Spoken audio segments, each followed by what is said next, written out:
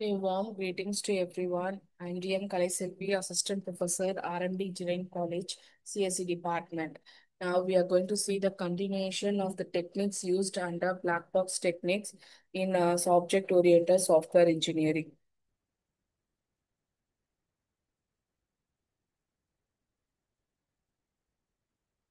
Previously, we have seen boundary value analysis and equivalence partitioning technique. Now, we're going to see cause effect graph testing. So it also called as a wishbone diagram, Ishikawa diagram. So it's a directed graph that maps the set of cause to a set of effects. The left node will be the cause and the right node will be the effects. Yeah, cause represents distinct input condition, effects represents the output condition. And these are the notations used for a single cause and single for a cause, and it will be under the character C1, C2, C3, and FX will be in E1, E2, E3. And you can also have the logical gate and or not. Example, we have given a specification for a module that allows user to perform a search for a character in an existing string. So the input condition will be the positive integer from 1 to 80, and second will be the character to search in that string. The output will be the integer out of the range. Uh, Second possible output will be position of the character. Third will be character not found.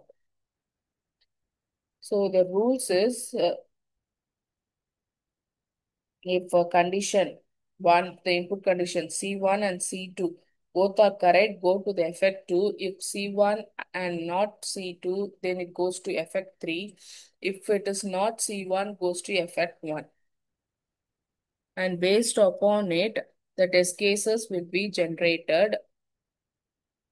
The decision table uh, will be drawn. The decision table reflects the rules and the graphs and shows the effects for all possible combination. Columns list each combinations of the cause and effect.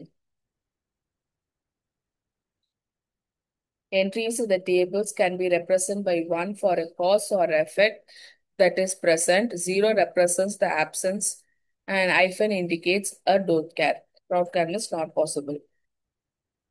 Next is pairwise testing. It reduces by pairing the test cases, it reduces the total number of test cases. Uh, for example, if you take online flight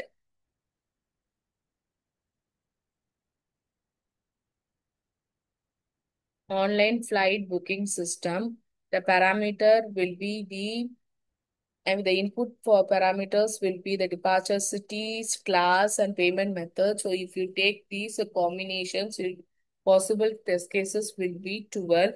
If you go for pairwise, will be generating lesser test cases. And all the invalid inputs will be tested. So first to identify the parameters and the corresponding values. So here the parameters will be departure city, class, and payment method and the corresponding values. And generating a pairwise test cases. Uh,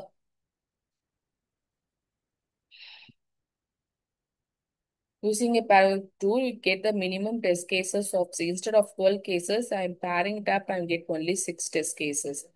So every pair will be departure city or class, departure city and payment, class and payment. So without pairwise testing, you'll be having 12 test cases. With pairwise testing, you have 6 test cases. We have reduced 50% each. Next is state transition testing. So, because example for it is a ATM machine starting from the point till getting the amount, what are the states it will be traveling, that will be depict here. And in the first state, if you're giving the correct pin for 2 times, if you are not giving the correct pin, if the third time means it will go for account blocked. If it is not so correctly given, the access will be granted. Decision table make the testing here. It will be drawing creating a decision table for the parameters and what are the conditions, possible values, and it will be checking all the possible values. Thank you.